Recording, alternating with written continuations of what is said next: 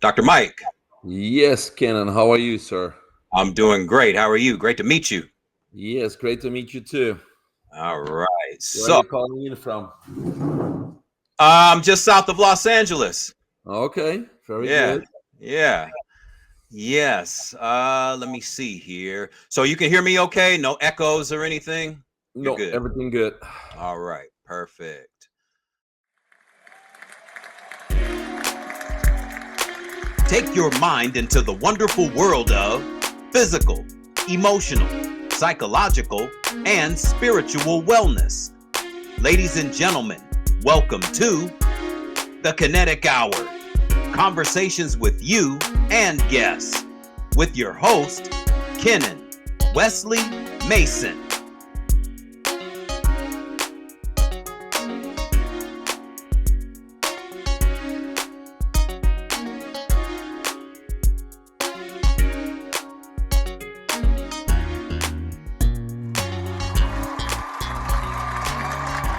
All right. Good morning, good afternoon, and good evening, and welcome to another edition of the Kinetic Hour. I am your host, Kenan Wesley Mason. Welcome one, welcome all.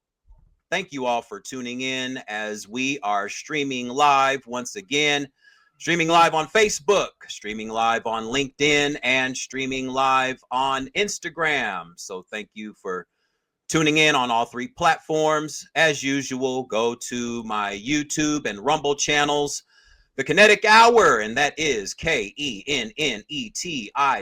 The Kinetic Hour.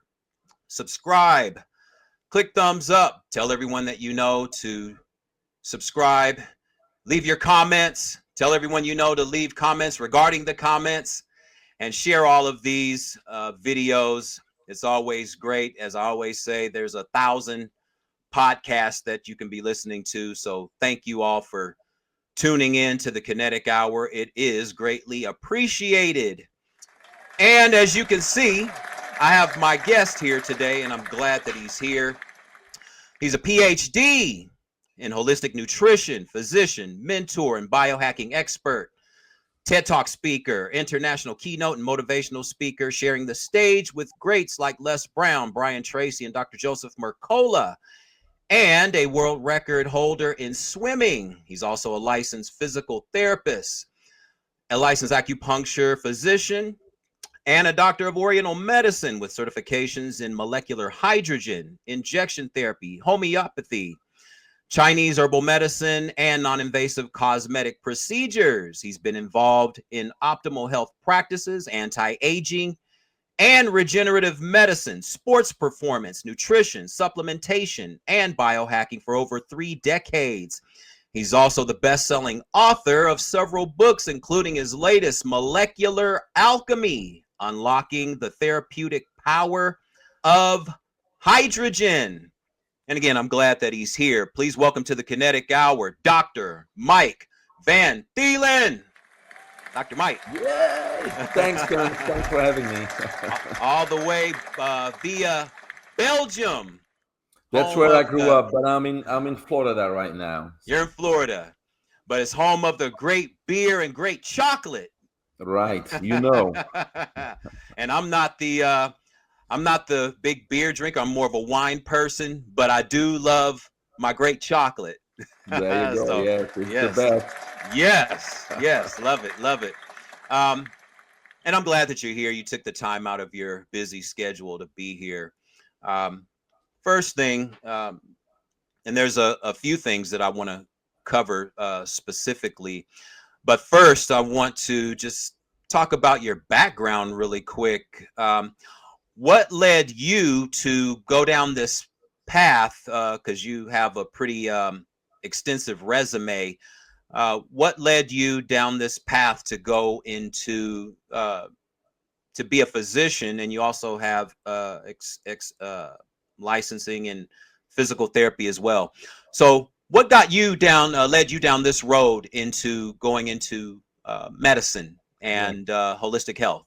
Well, I think long story short, as a kid, I found out I was pretty competitive, very competitive. And so I guess since then, always trying to find a little bit of the edge. traveling with Olympic athletes and things like that, getting exposed to supplementation. How do we get the best diets? The pre-workout meals, post-workout recovery. I think that's how it all started. I was in the physical therapy field for a little bit because that's how I came to the United States in 1997 when they were short of therapists. But all in all, I think always trying to stay at the forefront on the latest technologies, strategies, innovations to be the best version of yourself, not only body, but also mindset. And I think that's why you got to continue to learn and continue to get certifications to stay ahead of the game and have the latest offerings to your clients. And so I think, that's why I continue to be where I am. At the same time, I try to be a product of my own product. So hence world records and swimming records and things like that. As you know, Kenan, I'm 71 years old now, right? No. Wow. So the No, I biohacking didn't know that. no, I'm not. I'm 53. But what I'm trying Okay. to say right now, I do believe that we are in an era where those things are not just preserved for the elite or for the people that have money. That I think that if we implement strategies that are available today, I believe we all can easily become 100 years of age chronologically, but more importantly, be able to do the things that a 40, 50-year-old does at age 100. And that's lifespan, that's quality of life. And I think that's available to everybody right now. Absolutely. Yeah. And I'll be 51 in a couple of months myself. And I feel great. And we can live to be 100 if or when we do the right things, taking care of ourselves. I mean, hell, we can extend it even beyond 100. We can go to 120 to 125. Easily, yeah. And easily, yes. Yes, And that's what we're designed to do. right. And not only that, have the wherewithal to have all of our faculties at that age too, and be able to do things that many, if not most people, especially here in America, believe that we shouldn't be able to do at certain ages. What got you into, because I'm seeing here you have a PhD in holistic nutrition. Why did that become your sole focus of learning, holistic nutrition? Yeah, well, once I got through the physical therapy, I went back to school, Florida College of Integrative Medicine. I got my license in acupuncture, doctor of oriental medicine, board certified in Chinese herbs, homeopathy, you name it. And so I started doing that, but after another few hundred, if not almost 1,000 patients, I got actually very frustrated because these quote unquote alternative therapies, they are indeed less invasive than conventional medicine, meaning drugs, injections, and surgeries, but I didn't get the long-lasting results I was hoping for either. So, I felt frustrated and I figured I had to go back to basics. And that's when I decided I needed to get more educated on holistic nutrition. Hence, I got my PhD, but I also started at the same time looking at Mother Nature because I felt somewhere here on Mother Earth there is the key or the answers to health. And actually, I still tell people to do that today. Instead of getting a second opinion from another doctor, I tell them, just ask yourself, what do animals in the wild do? And if you ask yourself that, many times you get the right answer.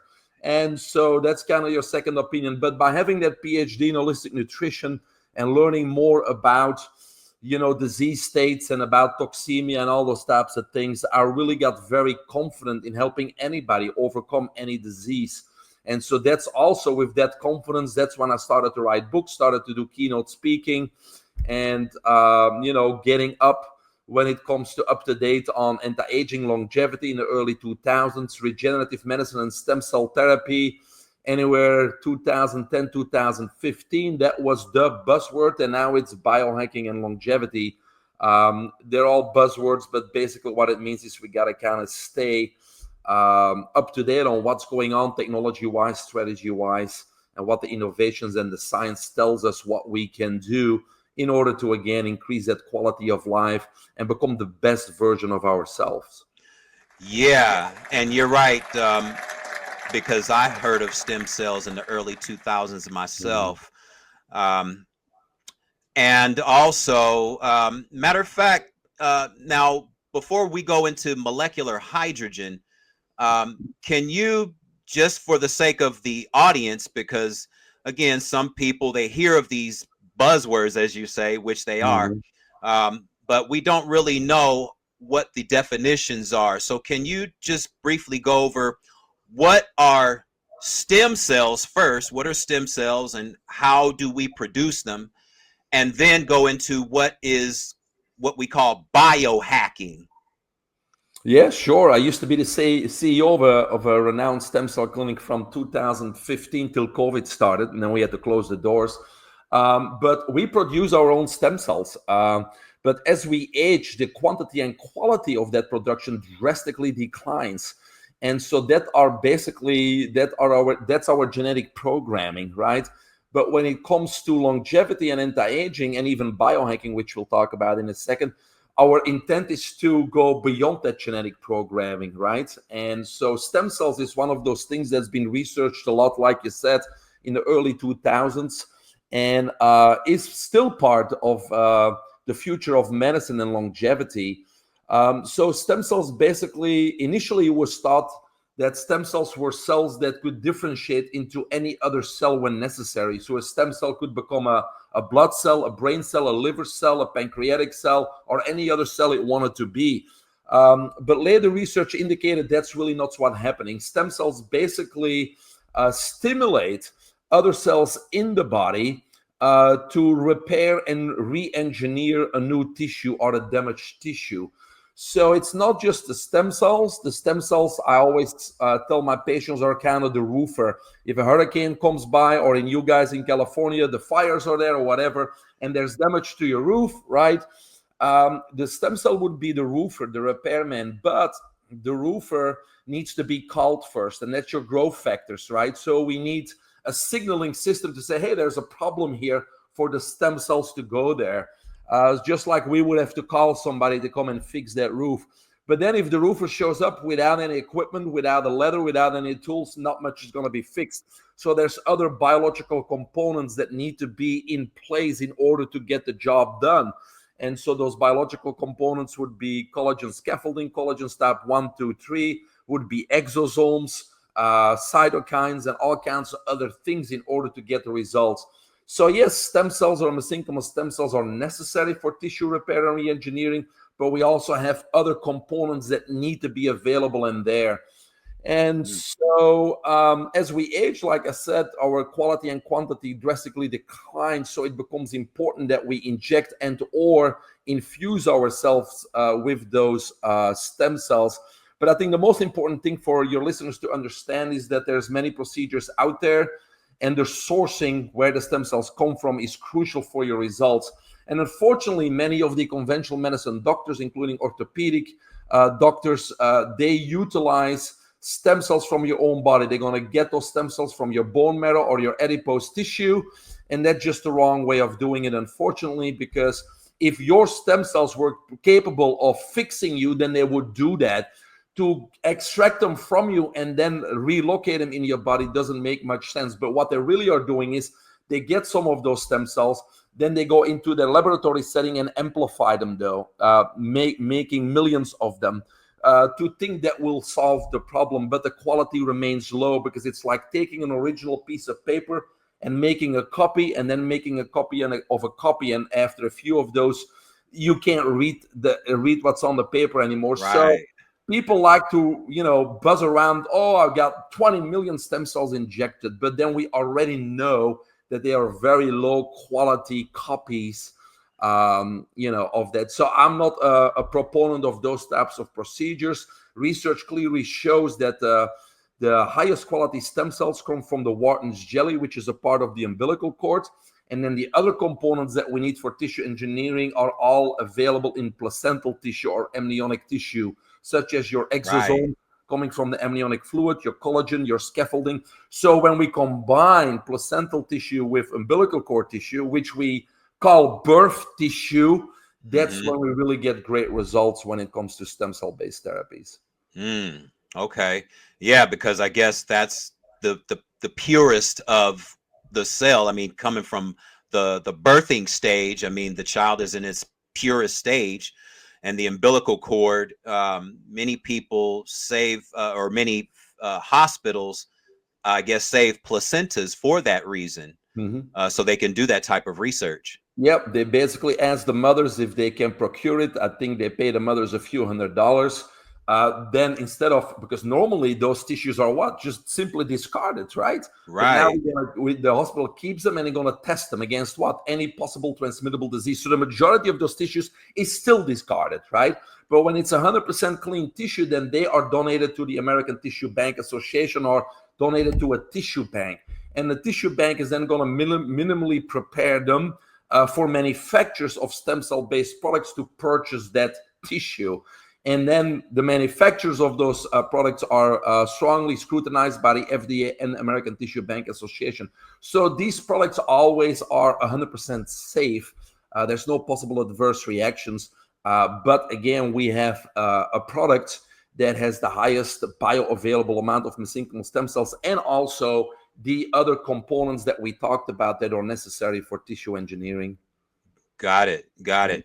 And then quickly, can you talk about, because I've been hearing this word so many times, biohacking. Yeah, So what is biohacking? it's a very amorphous term. There's many definitions out there. Yeah. Some of them even have a negative quotation, because hacking is taking a shortcut, right? And in health, there is no shortcut. And I agree with that. You have to put foundations in place, Yeah. and you have to put, clients and patients where they belong and overcome certain things in order to move forward to that optimal health or to that high quality of life, for sure.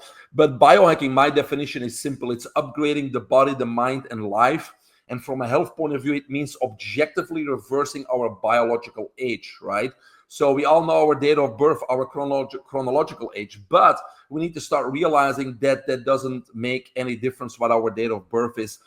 It's a totally irrelevant number. And the reason why I say that is because we all know that 65-year-old that is in and out of the hospital every week, that is on 2 pages of medicines, that looks like the Walking Dead. They're alive, but they have no quality of life. They always have doctor's appointments every day. They fall. They have heart disease, kidney disease. They got everything going on, 65-year-olds. But then we also know that 90-year-old that is 100% witty, 100% independent, and plays golf twice a week, right?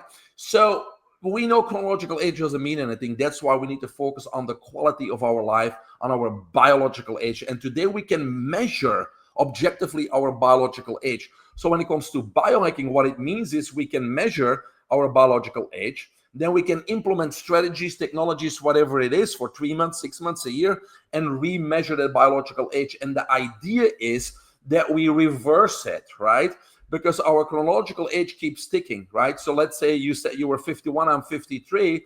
The idea is, if I want to get to 100 and do the things that a 50-year-old does, that every year passes by chronologically, I need to reverse my biological age by 1 year also. So that way I stay 53 biologically, physiologically. The abilities that I have right now, the ways that I enjoy my life, I can do when I'm 100 years old if I keep on reversing that biological age. Mm. Yeah, because I've seen, on social media, I see men and women in their 60s and 70s. They're still sprinting and running 100-yard dashes, and like what you do, swimming. You see people, they're swimming still in their 70s and 80s, and they have no adverse reactions. They feel great. Say, Yeah, oh yeah, I exactly. feel Yeah. great coming out the water, Um, and that's great. And speaking of water, I want to go into what you call molecular hydrogen, Mhm. because in the past I've heard so much about different types of hydrogen, whether it's hydrogen peroxide, food grade H2O2, which I've used before in the past. Also, there's electrolysis versions like Kingan machines and things of that nature, which I guess split the molecules so they're more bioavailable. There's so many people that have done research. Dr. Emoto has done research on water with how thoughts can change the molecular structure. Dr. Mona Harrison has done research about water and how water and the water fruit relationship, and also hexagonal water as well, and how that works as well from Dr. Mushik Jan. And so when you talk about molecular hydrogen, define that and how does that work inside the body? Yeah, no, that's a great question, because yeah, like you said, it's my latest book. You can get it on Amazon, Molecular Alchemy. But I would say it's not necessarily have to be water. We'll talk about it at the end. But let's talk about molecular hydrogen. Okay. If you remember your old school days, hydrogen is the first element in the periodic table. One electron, one proton. It's the lightest element in the universe, right? Now, what is molecular hydrogen? Molecular hydrogen is two hydrogen atoms together in a strong covalent bond. And the reason why that's so powerful, because it's still the smallest molecule that we know of, but at the same time, it is non-polar. It has no charge. It's not positive or negative. So what does that mean? It means that it can easily enter the cell, unlike other antioxidants. For example, vitamin C, vitamin D, we know they're very important. And yes, we need to consume them, but they cannot enter the cell. Hydrogen, molecular hydrogen, which is also called hydrogen gas, can easily enter the cell and suppress disease as its source. And we'll talk about the properties in a little bit. But that's the first thing we need to understand. Because of those properties, it also can easily cross the blood-brain barrier and enter the brain cells and the neurons. We know that in conventional medicine, that medications that work on the body, often we cannot get into the brain, and therefore we don't have many solutions in conventional medicine for neurodegenerative diseases such as dementia, Alzheimer's, stroke, traumatic brain injury, and the list goes on, right? So understand that it's non-polar and very small, so it can enter every cell, even our brain cells. But there's about 1,200 studies, peer-reviewed studies out there on molecular hydrogen right now. About 200 of them are human studies. So what do they show? They show the properties on how hydrogen works. They show that it is, number one, a selective antioxidant. We know antioxidants because antioxidants do what? They neutralize excess or harmful free radicals in our body, reducing oxidative stress. Now, the only difference is with hydrogen, it can do that inside the cell. A good example, for example, is cancer, right? Because cancer really starts with a mutation of your nuclear DNA and your mitochondrial DNA, right? But what causes that mutation? Well, it's caused by free radicals inside the cell, hydroxyl free radicals and peroxynitrite, right?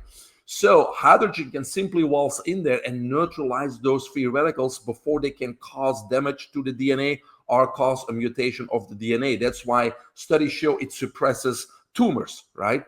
So remember, a selective antioxidant. Selective meaning it only neutralizes the harmful ones, but keeps the beneficial ROS, reactive oxygen species, intact, because they are necessary. They're part of our immune system. They are important for cellular homeostasis and cellular signaling. Number two, it is a very potent anti-inflammatory. And if you listen to health and if you are doctors, then we know that oxidative stress and systemic inflammation, they perpetuate each other, but they also are considered the cause of all disease, basically, right? So number two property, strong anti-inflammatory. It stimulates or promotes the NRF2 pathway. It reduces anti-inflammatory cytokines like TNF alpha, tumor necrosis factor alpha. It reduces interleukins 1 alpha, 1 beta, 6, 8, and the list goes on. That's what research shows. But again, it does that inside the cell, gets that inflammation down inside the cell and also inside of our body. Number three, I would say it regulates or it upregulates our immune system. It regulates our T cells. It helps boost natural killer cells, and the list goes on. If we have to go to a number five, it promotes autophagy. Another fancy word, but autophagy basically is our recycling system in our body and in our cell. When things are used like proteins, they are basically recycled so we can use them again. And so it's very important that that process, runs smoothly, because remember, if things are damaged and they're not functioning and we're not recycling, things become very unorganized and very efficient. So this process is crucial inside the cell, and hydrogen shows to promote that process. And then the last one I want to mention is apoptosis, another fancy word, but it basically means programmed cell death. We all know that our body constantly produces new cells, but in order to stay in balance, it also needs to what? Eliminate dead cells from our body to keep that balance. And so sometimes that process is impaired, and many cells do not respond to that removal process. And so when cells are no longer duplicating, when they're no longer dividing, they become useless, but they take up space, they take up nutrients, and they don't give us any benefit. And they actually call those cells zombie cells or senescent cells. And so molecular hydrogen is shown to regulate also that apoptosis process. So when we look at all those types of actions that it helps with inside and outside the cell, we now can understand that those 1,200 studies show that it has a positive effect on over 170 common diseases. Because when I tell people or doctors it helps with 170 diseases, oh, that's impossible. It's not impossible if you understand how it works on a cellular and even a mitochondrial level. Then it's not impossible, because obviously that's where it all starts. So that's the power of molecular hydrogen. Now, how can your listeners, or how can we benefit from this? Because yes, it all started with what they call hydrogen water. There's two basically mechanism of actions. There's actually, it looks like a supplement. So you can buy hydrogen tablets. And what that is, it's simple elemental magnesium. And when you put it in water, that magnesium will change the pH of the water, and it makes it more alkaline, causing hydrogen to be produced as a byproduct. But they tell you to drink it immediately because it's unstable and we don't know how much it produces and we don't know how much we're drinking. But it's a simple, easy way to get some hydrogen in your body. The other devices, which are water systems, which are water bottles, the on-to-go bottles, and even inhalation system, they all use the same kind of technology. You kind of mentioned it earlier. It's electrolysis, right? So it's a membrane, usually a proton exchange membrane, PEM, or an SPE, solid polymer membrane, that basically splits the H2O in oxygen gas and hydrogen gas. And the oxygen escapes in the room, and the hydrogen is then, suspended back into water. It doesn't mix with water because it's a gas in the liquid. So the hydrogen gas is suspended in the water, and it is stable. So you could, have it sit there in the refrigerator for a few days and still drink it and still get the benefits of the hydrogen. But the more powerful way today, if you can afford it, is to not suspend it back in water, but immediately inhale the hydrogen. Because the concentration of hydrogen you can get into your body, for example, in 15 minutes, it depends on the strength of the device. But just to give a general example, you may have to drink 50 or 60 gallons of water, versus inhaling it for only 15 minutes. So based on what your goals are, and that's what I do with my patients. What do you want to achieve? Do you want to overcome cancer? Do you want to just, as an athlete, perform better? Do you want to do preventative management and anti-aging? Based on your goal and based on your budget, I can kind of guide my clients in what device would be best for them. But that's the power of molecular hydrogen. And the great thing is you don't need medical supervision because it's 100% safe. There's no possible adverse reactions because our blood saturates at 1.8 to 2.2 cc's per liter. And we don't really know when that is. But when that happens, the excess hydrogen, we simply exhale. So we can't overdo it. Okay. Yeah. And thank you for that explanation, because so many people, especially here in America, so many people still believe that there is no cure for anything. This is what we're told over and over and over and over and over and over and over and over and over again. Well, you're not a customer if there's a cure. All right. Yeah. But when you truly go inside the body and start really trusting it for the divine entity that it is, we do know that the body can regenerate itself when we're given the right fuel. Whether it's cancer or especially cancer. I mean, again, here in America, we tell our patients that there is no cure once you have cancer or once you have diabetes, that you're going to have it forever, or they tell you how long you have to live. They're creating their timeline for you.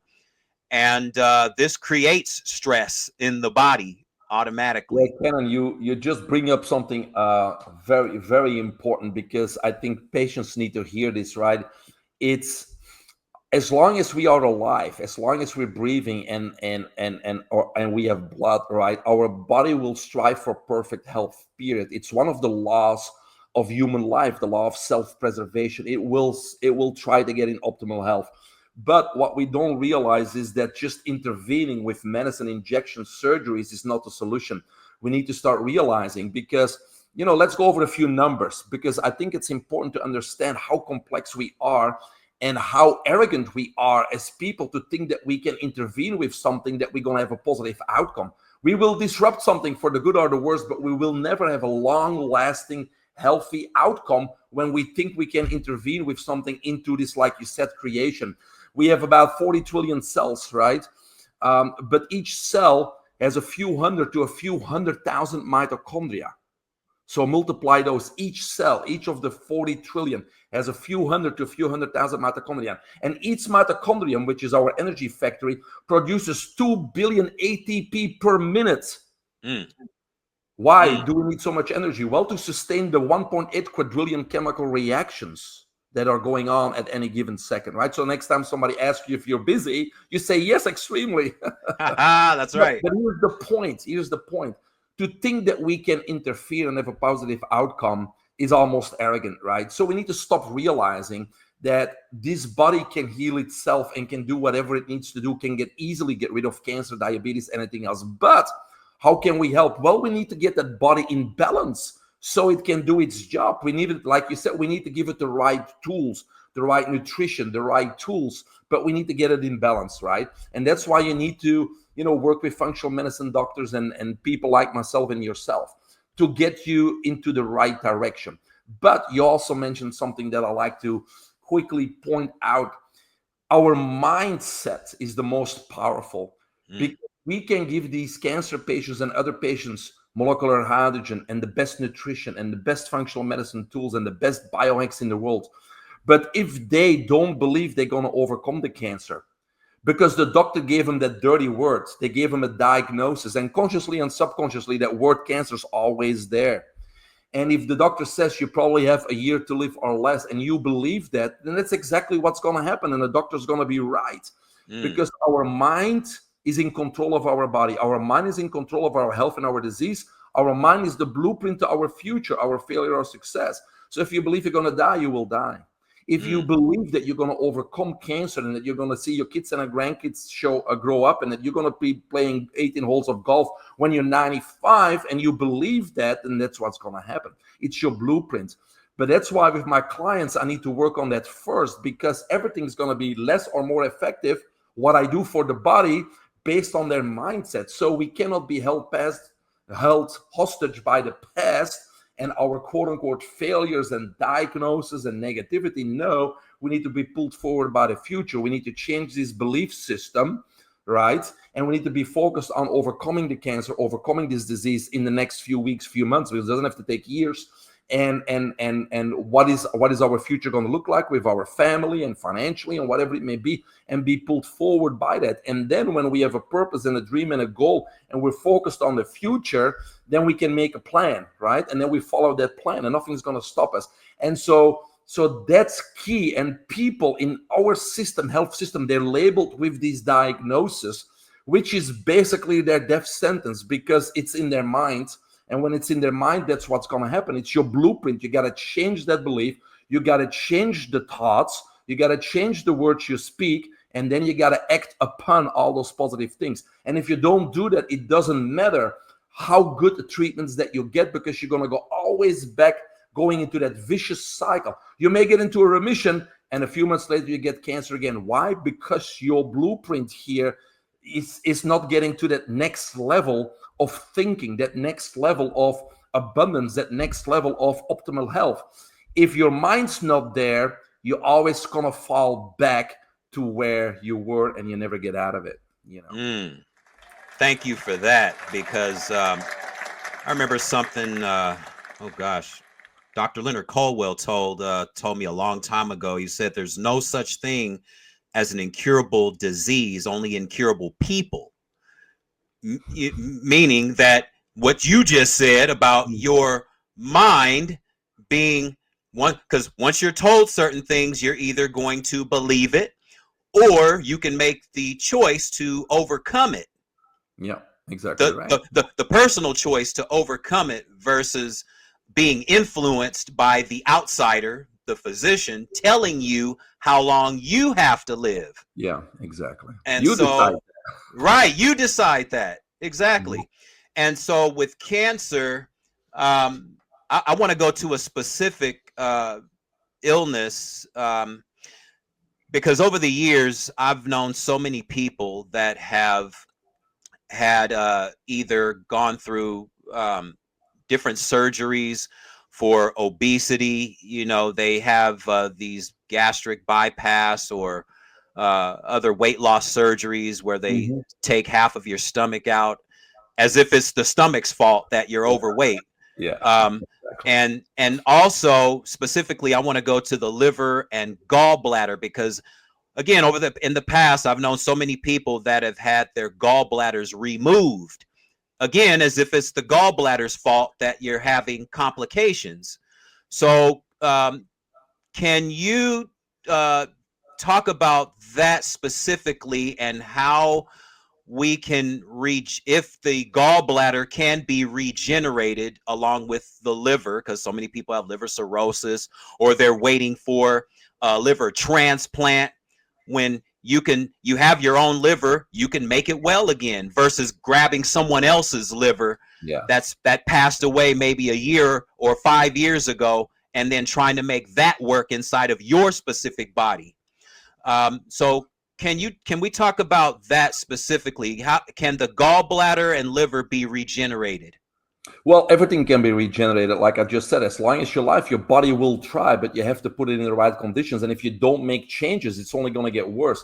People also don't realize there are really no diseases. Health is the norm. Disease is an exception, and it's only there when we allow it to happen. The problem is there's only symptoms, and a symptom is something that our body is telling us. If we have pain, our body is telling us there's something wrong, don't do it, what's causing the pain, so it can heal, right?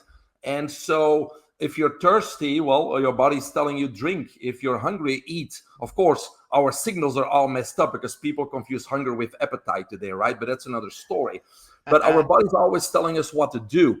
Now, when we, for example, a good example I think is when we in our 20s or 30s get acid reflux, right? uh, Oh yeah. what we're going to do is we're going to take that purple pill called Nexium to suppress those symptoms instead of the doctor telling you, well, here's the cause of why you have acid reflux. You are, eating bad foods, or more importantly, you're combining foods, because that's where food combination comes in, right? If we look at the animals in the wild, remember I talk about what do animals in the wild do? They don't Yeah, combine their foods, right? that's right. Birds, they may go eat seeds and then maybe another day worms, but they don't kind of collect everything and then mix it up and eat it. A lion will get the prey and will eat the meat, but won't graze grass with it and stuff like that. The reason for that, it's simple biology, physiology. For each food, we have a different acidity that needs to be there in the stomach, and we have different enzymes. For example, proteins need a higher acidity in the stomach and need an enzyme called pepsin. Carbohydrates need a lower acidity to digest, but need a different enzyme, amylase. So if we eat a meatball sandwich, or we eat a steak with mashed potatoes and combine those proteins with carbs, the stomach doesn't know what to do. So what Yeah. is it going to do? It's going to have to make a choice. Oh, let's do the proteins first. Let's get high acidity. Let's get pepsin. It's going to take about 4 hours at least for that steak to be digested. What are the carbs doing? Waiting and fermenting. Those carbs are turning into toxins, right? So now after a while, the body can compensate, and it's going to do what? Send it back up. Heartburn, acid reflux, right? So the Yep. solution should be like, hey, let's look at your diet. Let's learn a little bit about combining your foods. And in 2 weeks, that problem will be solved. But no, we get the pill instead. So we're taking this pill to subdue it, but the cause is not taken care of. So now, another decade later, we get our first stomach ulcers, right? Oh, there are no problem, stomach ulcers. We're just going to cut those out. Again, we're going to take care of the symptoms, but still not talk about food and proper digestion and food combining, right? Not doing that. And then another decade later, we're diagnosed with stomach cancer. So what I'm saying is there is no disease. There's a progression of symptoms. And the body is telling you each and every time, please do something about it, but you're not. So it's going to continue to compensate, right? And encapsulate. That's why there's cysts and all kinds of stuff. It's doing whatever it can because it wants to stay alive, but you're not listening. And so that's why I always laugh when people say, oh, there was an autopsy and this person died of cancer or this person died of heart disease. No, they didn't die of it. It was their last symptom. The heart attack was the last symptom. The cause, you want to know the cause? 3 decades of, improper living, bad eating, not taking care of yourself. That's the cause. The last symptom was the heart attack, right? So that's the first thing you got to understand. So if you let it go, yes, it's going to get worse and it's going to go to cirrhosis and liver failure for sure. That's kind of the last stages, right? It can be reversed as long as you're alive. But taking out an organ, how silly, right? Especially one time I almost got thrown out of the hospital because a friend was in there and they were going to do the gallbladder. So I was going to go save that gallbladder. Of course, I didn't succeed, but I was going to save the gallbladder because it's cholecystitis, inflammation. It doesn't say the gallbladder's not working. It just inflamed. Now, if your heart was inflamed, would you take it out? Right. No. Right. But here's what they do. It's all about coding and money because what they do first is an explorative surgery. They're going to go in and look at the gallbladder. The gallbladder is functioning okay. It's inflamed. It's overburdened. But since we're in here, let's take it out because it's useless anyway, because now we can charge for that. And that's in the consent form. I showed the patient the consent form. We're going to go in. But even if it's in good order, in good functioning, you're consenting, we take it. We're here anyway. We're going to take it out so it can't get inflamed anymore. You know what the consent form doesn't say? It doesn't say that when you don't have a gallbladder, your liver is going to be overburdened because the gallbladder is the assistant of the liver, right? In cleaning up things and in also producing bile that's necessary to break down what? Healthy fats. So now, what they didn't tell you is that those healthy fats, those omega-3s that are very important to prevent Alzheimer's, dementia, that are important for so many things, anti-inflammation in the body, your body can no longer break them down because you don't have a gallbladder. And so now you got to go on a special diet and you get all kinds of other trouble because whether you believe in God or source or Mother Earth, it doesn't matter. It's there for the damn reason. And you don't take it out. Yeah. Right. It out. And it's thousands and hundreds of thousands in America alone every year, gallbladders taken out. Yeah. It's a guarantee there will be a lot more problems after. Guarantee. Yeah. Guarantee. It's going to be overcompensating from day one. The liver's going to have to overcompensate now. And now a lot of foods are dumped directly into the small intestine without the gallbladder be able to produce the bile and break it down further. So there's all kinds of compensation mechanisms that now need to happen, right? And that's how important bile is helping to break down all the stuff that we take in day after day, week after week, month after month, year after year, generation after generation. And then we say the diabetes runs in the family or cancer runs in the family. I always tell people nothing has to run in the family ever. Epigenetics, yes. That's right. Right. I mean, all of our organs are in their divine order for a specific reason, so the body can function the way it was, or as nature intended. Yeah. So when we talk about the food or the diet, if we can talk about diet just for a few minutes, because all my life I've heard about eating 3 meals per day. But the problem that I've seen is that when people eat 3 meals a day, first, they're 3 heavy meals. And then second, we're not eliminating 3 times a day. So over the course of so many years, your body, your stomach, your small intestine, your large intestine are going to be like a trash compactor. It's just going to keep backing up because you're eating these 3 meals per day, but you're not eliminating those 3 meals. You might be eliminating once every other day. And so you might still have food from 6 months ago in your system. Yes, and again, it's good that you bring that up because I wrote that in my first book in 2014, Health for Life. We are all, our physiology, biology, our digestive system is only designed to digest 1 meal per day. That's how we're designed. We're going, like you said, we eliminate 1 time per day. That's normal, 1 or 2 times even, right? So 1 time is the key. Why 3 times? Well, it's propaganda. We have money, we're working, and it's all this addiction to food because food is our number 1 addiction, right? It's Oh not gosh. regarded as an addiction, but it's our number 1 addiction by far. Yeah. And so it's our appetite. It's not hunger. We confuse those 2 signals. But you're only supposed to eat 1 meal a day. And the animals in the wild do so, unless they're in the zoo, right? But animals in the wild eat once a day. The Moses, Jesus, the Romans, the Greeks, they only ate 1 time a day. They only ate 1 time a day. Yeah. And our digestive system, as you know, it takes based on what we eat. Our transit times go from fruit 30 minutes to fruits, vegetables maybe an hour, but meat 4 hours, fish 6 hours, shellfish 8 hours, right? So our digestive system takes many hours. And so when you look at animals in the wild, when they eat their prey, what do? They go lay in the shade under the That's tree right. for many, many hours because you cannot operate when all your energy is going through your digestive system. I can ask your listeners, especially the ones that work 8 to 5, if you take your lunch and you go for a big lunch and you come back to work, how do you feel?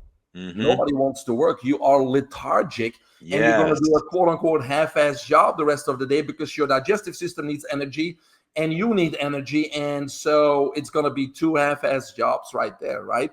So it takes energy from you. You're not getting energy from that food. It takes energy from you. So what I do is, obviously, breakfast is the least important meal in the day. It doesn't serve any purpose.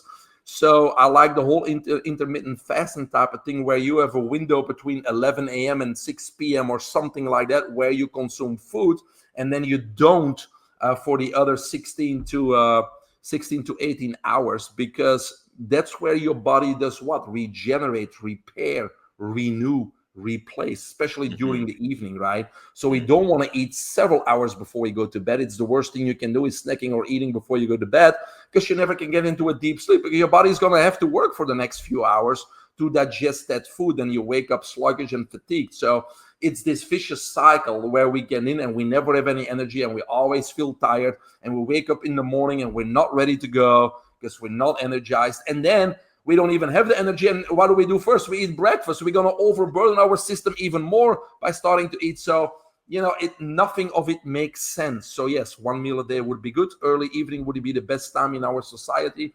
5 o'clock, 6 o'clock, go to bed at 10 o'clock. The digestion has done. You can get a deep sleep. In the morning, guess what? You get all the energy from that meal.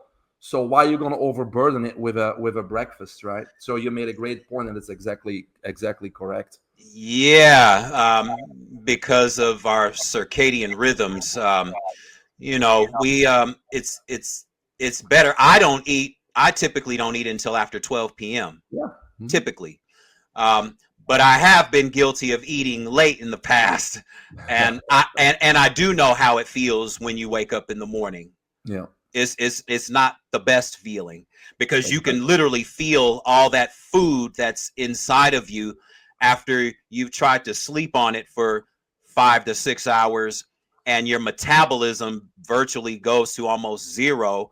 But while you're trying to sleep, your body is still awake, trying to break down whatever it can while you sleep. So therefore, you're trying to sleep, but the rest of your body doesn't get a chance to sleep. So you don't get into a deep sleep, and that's what you need. Yeah. Yeah. So 1 meal per day, and intermittent fasting is another buzzword, but it is recommended so your body has the chance to absorb everything that you have eaten for that time frame. Correct. And then while you sleep, your body can, because repair. most of your healing takes place while you sleep.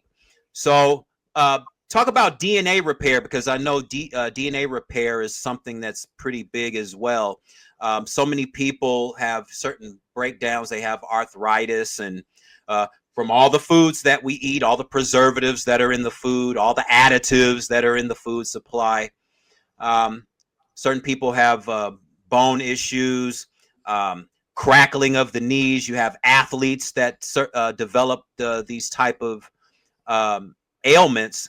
Um, how can we regenerate the bones, especially for elite athletes that do a lot of running or contact sports? They're basketball athletes. They're jumping up and down consistently, landing on their knees, landing on their ankles, and after a while, the bones start to rub together, and you hear crackling in the knees. How do we regenerate that as far as DNA repair is concerned? Well, yeah, bones and cartilage, you can all the way down to DNA repair. So I'll talk about that. But obviously, nutrition, your body needs the right nutrients in order to fix something. And if you are on the SAD, Standard American Diet, and it doesn't get the nutrients, then it's forced to do what? Take incompatible, less potent nutrients. Again, you take an original, and we're gonna make a copy, and now make a copy of a copy.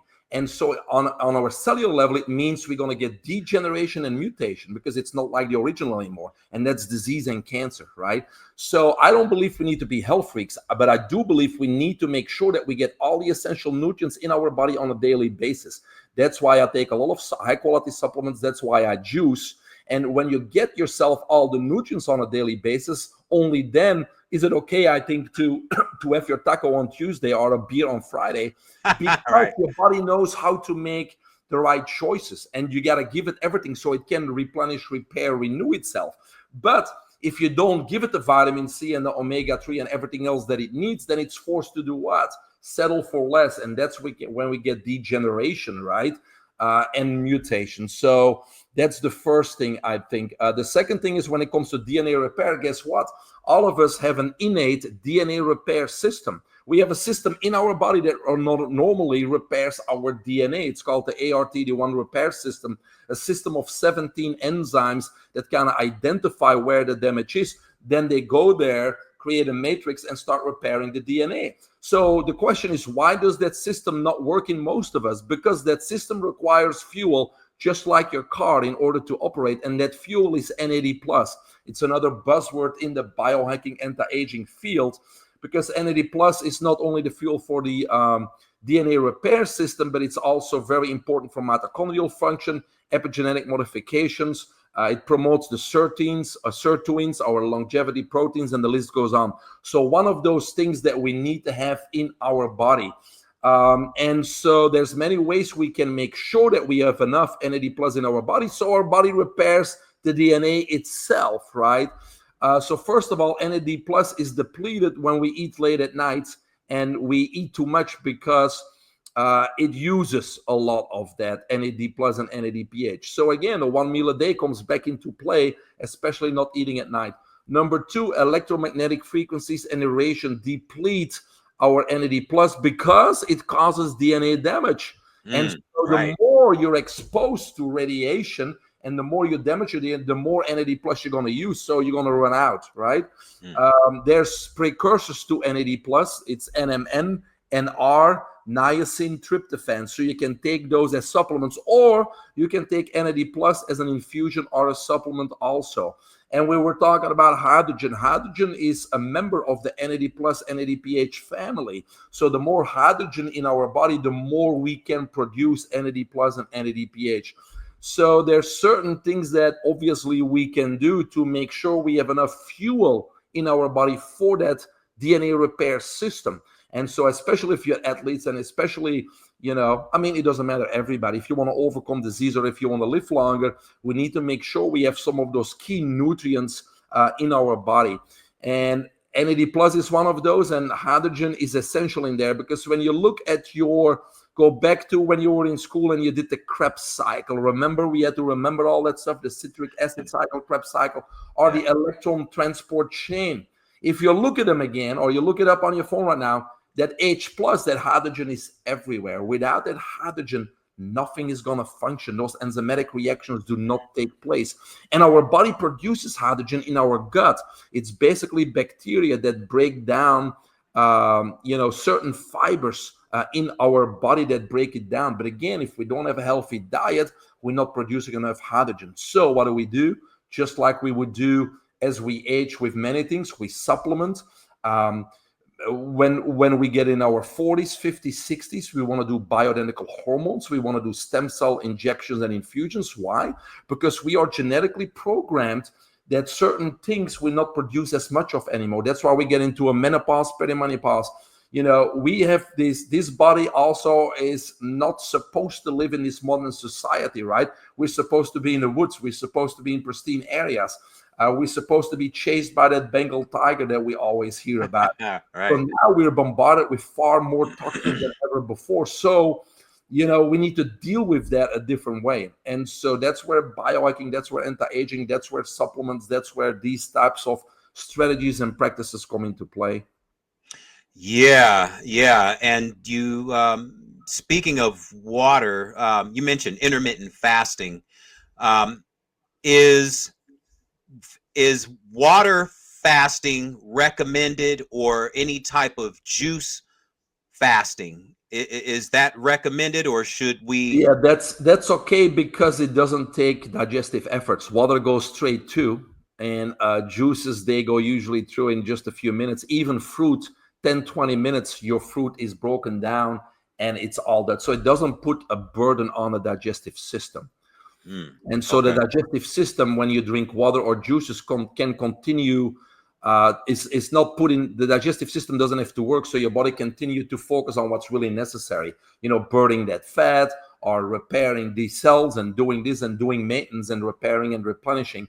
We don't want to divert from that by eating food and digestion. That's why the 1 meal a day, the intermittent fasting, those are the main things that you can do for your body to get back into recovery mode, repairing mode, replenishing mode.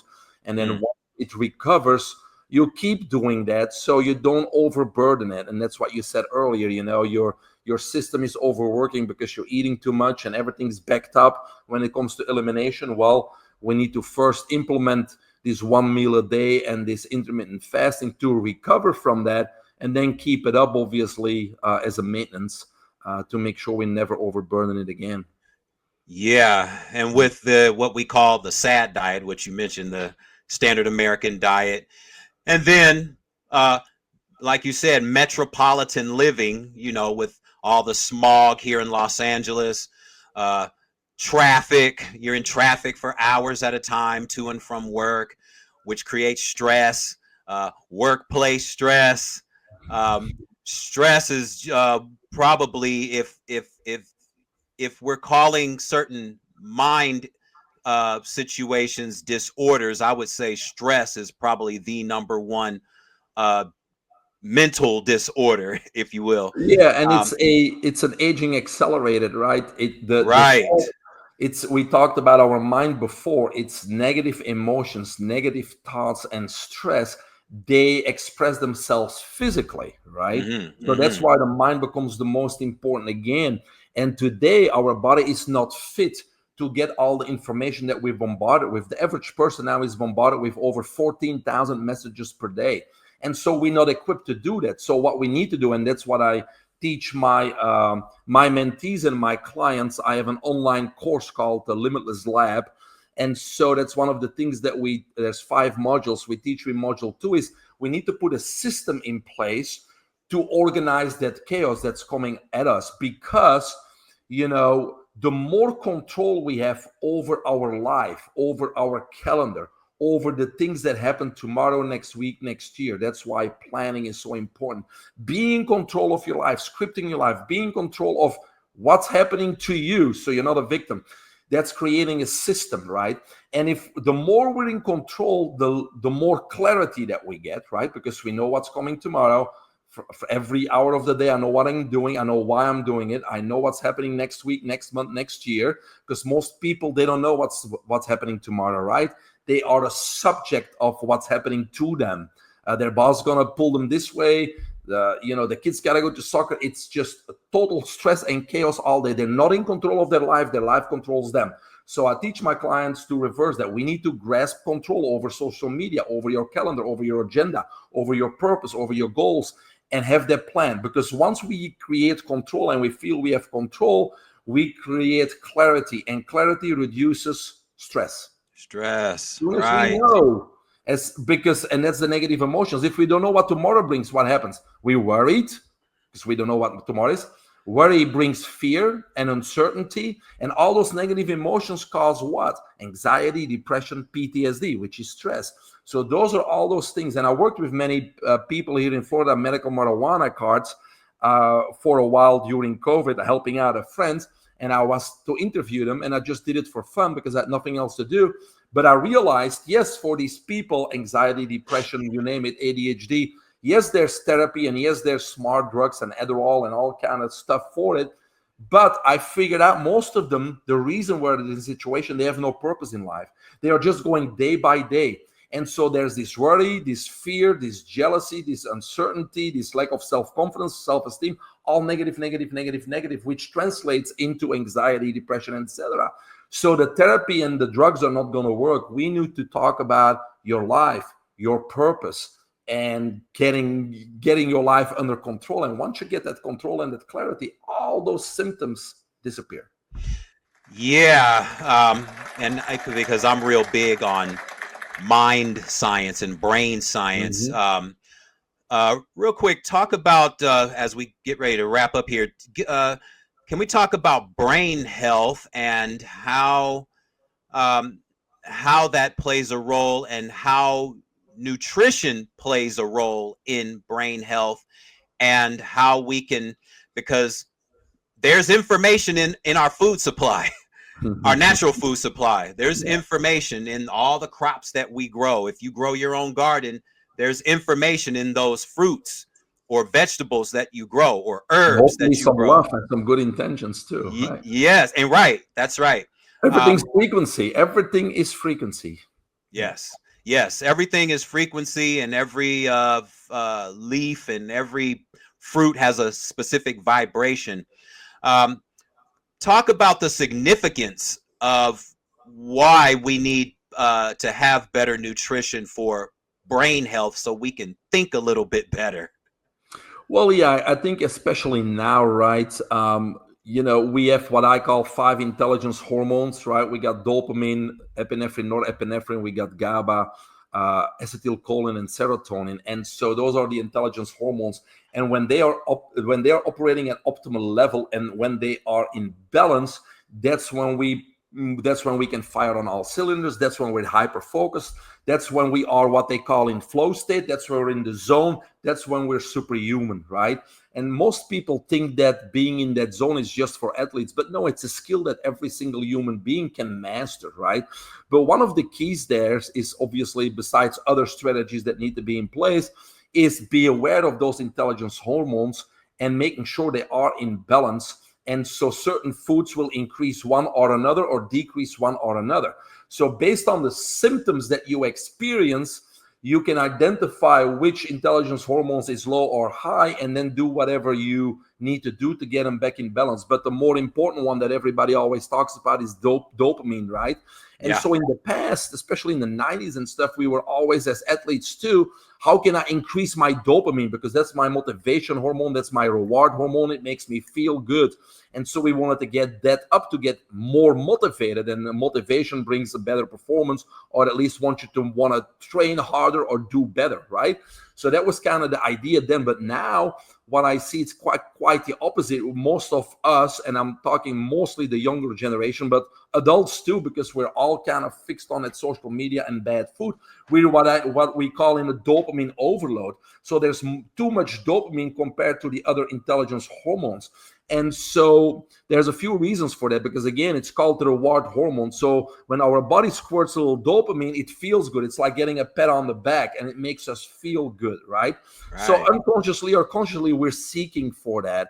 And so when we talk about unhealthy food like Red Bulls and energy drinks or coffee or, fast food, It gives us a little bit of a dopamine squirt, right?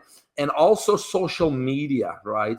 And that's kind of the poison of the social media type of thing, is that we're on it longer than we think we're on it, and we kind of stay on it and getting lost in time because it gives us dopamine squirts. If somebody likes your post or hearts your Instagram or gives you a comment, that's a dopamine squirt, and most people don't realize it. And Right. that's why we want to post, and that's why we're going to check our likes, because it makes us feel good. Mm-hmm. And that's why we spend too much time on it. But our problem is now dopamine is here and the other hormones are here. How do we get them back in balance? Well, we need to get in control of our social media. It has advantages, right? We can do marketing on there, we can find information on there, but we need to get in control again and not waste our time there. So we need to get in control of it, and we need to again upgrade our diet to stimulate and optimize those hormones and keep them in balance. So I think today the problem is opposite. Most of us have a dopamine overload, and the symptoms of dopamine overload are, guess what? Inattention, lack of focus, procrastination, not getting the job done. And so brain fog is also a term that's used a lot. But if that's you, that means you got too much dopamine. Start to get in control of your social media and look at your diet and get those hormones balanced, so you can focus, so you can get things done, so you can thrive again. Yeah. So many people are becoming addicted to social media. Like you said, they make sure as soon as they get up in the morning, how many Yeah. likes do they have? How many new followers do they have? How many Yeah. new subscribers do they have? And if they feel they don't have enough, then Be in a bad again, mood. yes, it changes your entire brain chemistry. It's that whole validation from an outside world, from people we don't even know. In the past, in order to get recognized, we had to do something amazing. And now we take a selfie and we think we need to be validated somehow. Right. Yeah. In the final minutes here, I'm going to pull this up on the screen here, because with you being a motivational speaker, you've been able to be around a few people. Here, you're with two people that I've admired, and if anyone has seen the trilogy, the classic That's right. trilogy between these two, here you see Mr. Real Deal Holyfield. Holyfield here, and this gentleman right Big here, Daddy. Mr. Big Daddy, Big Daddy Riddick, Bo. Riddick Bowe, Yeah. both former heavyweight champions. And how does it feel for you at this stage in your life and career to be able to be around gentlemen like this, and also people like Brian Tracy, or one of my favorites, Les Brown, who I've gotten to see in person? How does it feel that these people are coming to you for answers? Well, no, it's obviously great, right? We all have such a high potential in ourselves, and again, it's our thoughts that limit us based on our past. But we have all an unlimited potential. We have a soul or a source inside ourselves, right? And so we just gotta ask God or ask Source for whatever we want. And if we believe that we can help people, we can do great, we can be the best version of ourselves, the resources will come. That is just a law. But most people, again, are trapped into this ego system and this limited society, because the powers that be, the powers that are there, evil powers, because that's what they are, they want us to stay in that very limited comfort zone. They don't want us to thrive. They don't want us to be in connection with Source or God, because all the answers are there, and then we will see the world in a totally different space. But to answer your question, I think it's great because, obviously these people have greatness in their lives, and there's always ways to be better, because in these pictures, obviously they are retired, right? Big Daddy Bull 1-2-1 against against Holyfield, but I love Holyfield because he beat Mike Tyson 2-0, right? Yes. And still won, which was an awesome inside story, because there we're in a restaurant in Fort Lauderdale, and I asked him, when he bit your ear and you went to the corner, what was going through your mind? He said the first thing that came through my mind, he said, is I was going to go back out there and take a chunk out of his cheek. But my corner guys knew I was thinking something like that. So there's, whatever you're thinking, don't do it. Whatever you're thinking, don't do it. Right. But it's great to hang around with them. In this case, that's at my house. Actually, Big Daddy was at my house. We had a Belgian beer there, as you can see. Yeah, I see you two kind of getting the Kahlua and the Jim Beam going. But we did. His knees were totally done, right, and he couldn't lift his shoulder, and so we did stem cell injections and shockwave therapy. We only did one treatment, and his knees were fine, and he could lift his arm again and things like that. So after the clinic, we came to my house and we had lunch and we had a drink and we talked a little bit. So obviously, it's great to talk to people that had these types of experiences and ask questions where, you know, the media won't ask those questions, or you don't know what went through people's mind in certain moments. So yeah. When I saw those pictures, I was like, wow, okay.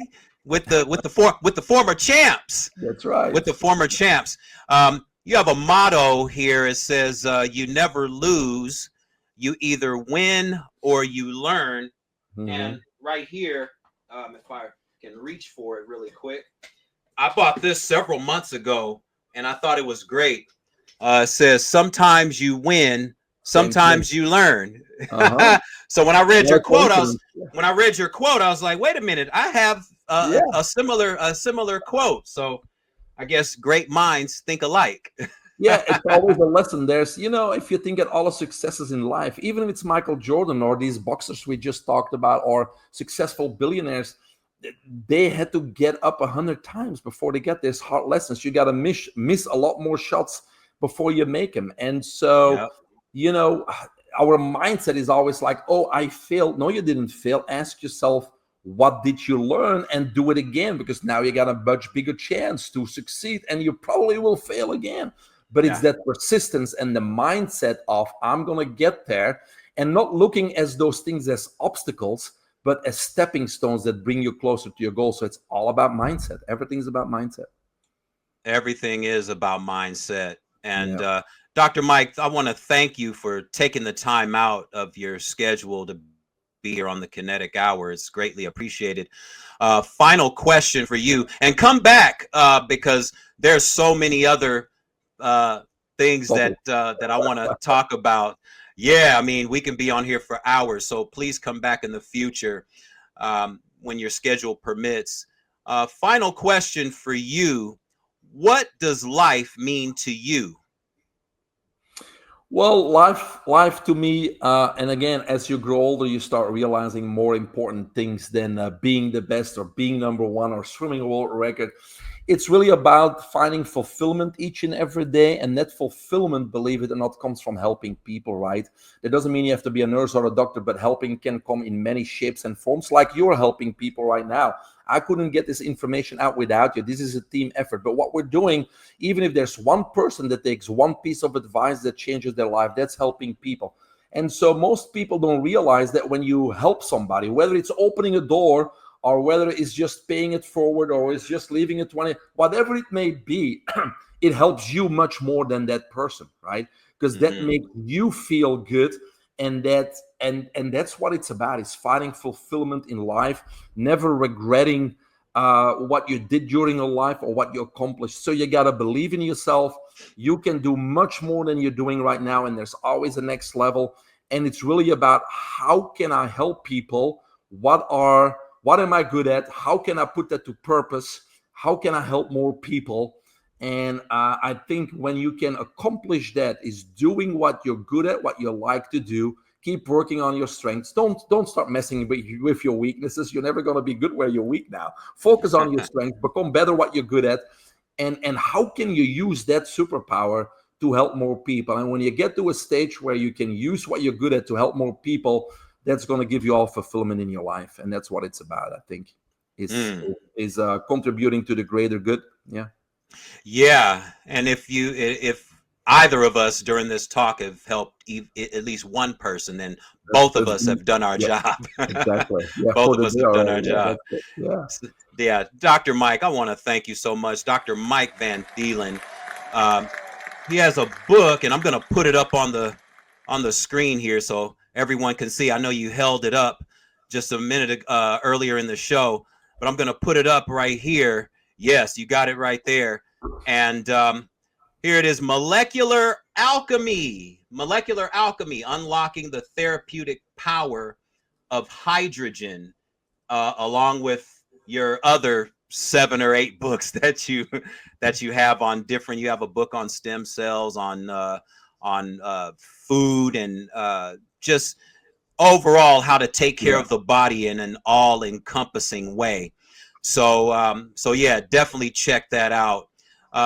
Dr. Mike Van Thielen, it's always it's a pleasure to meet you and get to talk to you. And to everyone listening and tuning in, thank you. Go to my YouTube channel, Kinetic, the Kinetic Hour, KENNETIC. Also go to Kinetic Fit and Wellness Info for everything physical health, mental health, emotional health, spiritual health, and just share it with everyone that you know, because again, if we can help someone, whether it's your next door neighbor or someone that lives in the next town or in the next state or in the next country, then we've definitely done our job. So to everyone listening and watching, until next time.